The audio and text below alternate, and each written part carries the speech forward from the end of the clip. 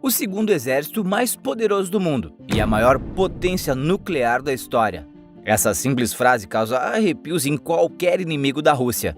Mas até onde o poderio militar consegue sustentar os efeitos devastadores das sanções econômicas? A Rússia vem sofrendo desde o início da invasão à Ucrânia com fortes punições econômicas, seja de governos rivais e até de empresas privadas. Nesse vídeo, você verá quais foram as várias empresas que abandonaram a Rússia em poucos dias de conflito. E não são empresas quaisquer. E você vai perceber isso até o final do vídeo.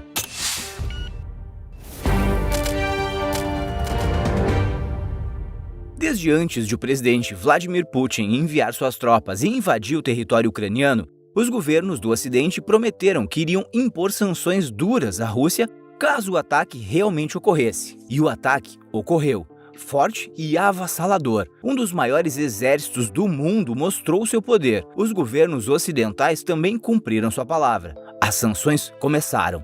Também fortes e avassaladoras. De repente, a luta havia se tornado militar, econômica e até de comunicação. A propaganda é um forte elemento em conflitos armados, cada lado puxando sardinha para si próprio e tentando conquistar a opinião pública. E, pelo visto, a Rússia não está se dando muito bem nisso tudo. Porque além das punições econômicas que os governos estão impondo contra o maior país em extensão territorial do planeta, as empresas também estão protestando contra as ações de Putin. Mas o que está levando as empresas, muitas gigantes de seus mercados, a abandonarem o país? Primeiramente, é importante dizer que apesar de muitas empresas atuarem em centenas de países do mundo, elas ainda podem ser punidas por seu país de origem. Nenhuma empresa quer correr o risco de violar alguma restrição do governo dos Estados Unidos para operar totalmente em solo russo. As empresas não foram proibidas de atuar na Rússia, mas nenhuma quer correr o risco de pagar para ver. Por exemplo, os Estados Unidos criaram uma regra que limita o acesso da Rússia a produtos projetados como softwares ou tecnologia americana. Isso pode exigir que as empresas americanas busquem uma licença especial antes de exportar coisas como smartphones, computadores e peças de aeronaves. Isso também deve ser somado à exclusão da Rússia do SWIFT, algo semelhante ao nosso Pix. Esse sistema, que é usado por mais de 200 países, é a principal forma de transferências volumosas de dinheiro entre países, instituições financeiras e empresas. Estar fora dele dificulta o comércio internacional. Além disso, existe a questão da reputação e a opinião pública, como já falamos.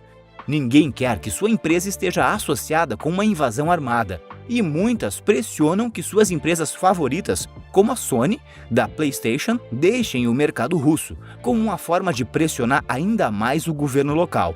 Apple, Samsung e Netflix não perderam tempo e correram do mercado russo, suspendendo suas operações e vendas. A gigante do streaming já anunciou que nenhum cliente novo poderá assinar a plataforma.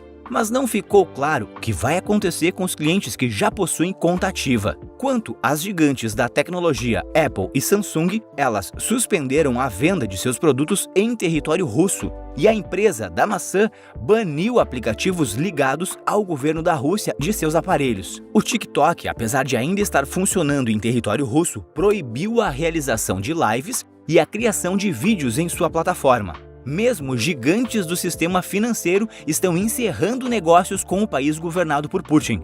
Visa e Mastercard, as famosas empresas de cartão de crédito, interromperam suas operações com clientes russos, congelando boa parte do sistema bancário do país e obrigando os russos a usar o sistema de cartão de crédito chinês UnionPay. A Rússia, historicamente, desde seus tempos como centro principal da República da União Soviética, está acostumada ao isolamento internacional. As grandes empresas que nós bem conhecemos como Coca-Cola eram como coisas de outro mundo para os soviéticos, de uma realidade tão distante quanto os Estados Unidos. Marcas estrangeiras eram quase como animais exóticos, afinal, tudo era do Estado e nacionalizado, não havia concorrência.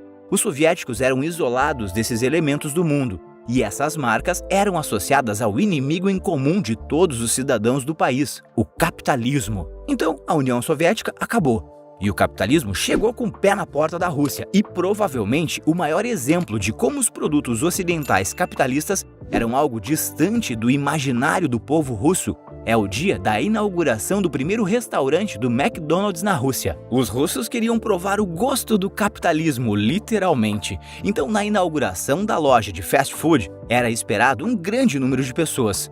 E foi cumprido, só que não se imaginava que seriam realmente muitas pessoas. Simplesmente se formou uma fila que não só dobrava a esquina, devia dobrar a cidade de 30 mil pessoas ao longo de todo o dia de inauguração da franquia. Aquela loja, na capital Moscou, era na época a maior loja do McDonald's em todo o mundo, com cerca de 900 assentos. O McDonald's conta em território russo, hoje em dia, com 62 mil funcionários. A lanchonete em Moscou é até uma das mais frequentadas do planeta, ou era, melhor dizendo. Isso porque o McDonald's também anunciou que está fechando temporariamente seus 850 restaurantes na Rússia, mas manterá o pagamento de todos os funcionários. Pelo menos foi isso que informou. Esse talvez seja o maior exemplo do isolamento que o mundo está impondo à Rússia, já que o McDonald's foi o símbolo, na década de 90, da integração russa com o resto do mundo, e até mesmo como a representação da vitória do modelo capitalista americano. Até mesmo as montadoras de carro estão suspendendo operações com os russos. General Motors, Ford, Volkswagen e Toyota anunciaram que diminuiriam suas atividades em solo russo. A Renault, que é a montadora com maior vínculo com a Rússia e também que mais tem a perder com todas essas sanções, permaneceu quieta. Fabricantes de roupas e calçados não ficaram para trás. Nike e Zara suspenderam também suas vendas por lá. A empresa de material esportivo alegou problemas logísticos causados pelo conflito, que impedem a chegada de seus produtos ao destino. Já a loja de roupas disse que fechou as lojas físicas e online temporariamente porque não pode garantir a continuidade das operações e condições comerciais. Hollywood também se mexeu para sancionar a Rússia. Disney, Paramount e Sony adiaram o lançamento de seus filmes na Rússia. O maior exemplo de boicote no caso dos filmes seja a Warner, que neste mês de março está lançando seu principal filme do ano, Batman, o mais novo filme solo do icônico super-herói, menos para o povo russo, que não irá vê-lo nos cinemas tão cedo. Como retaliação por ter sido bloqueado no país junto com o Twitter, o Facebook suspendeu todas as campanhas publicitárias no país. Toda essa debandada das empresas multinacionais parece um enorme jogo de dominós que não para de derrubar um seguido do outro. Apesar de ter todas essas punições, retaliações, ainda tem países que não puniram e nem pretendem punir a Rússia. Os asiáticos, com grande exceção de Japão e Coreia do Sul, não parecem muito dispostos a se juntar à série de sanções. A Rússia é um parceiro estratégico para muitos países asiáticos, como a China e o Vietnã. Nosso país, o Brasil, por exemplo, também é outro que mantém uma posição de neutralidade e não impõe sanções ou faz duras críticas à Rússia, já que eles são um importante parceiro comercial na área dos fertilizantes. Esse é um conflito, como dissemos lá no início do vídeo, que envolve várias áreas da política mundial. Não é só sobre a questão militar. Tudo nessas horas pode ser usado como vantagem pelos governos, desde recursos financeiros, vídeos que culpam um lado ou o outro, até mesmo a forma como as informações chegaram para a população em geral. Propaganda também é uma forma de vencer um conflito armado. Afinal, é como diz o ditado, a história é contada pelos vencedores.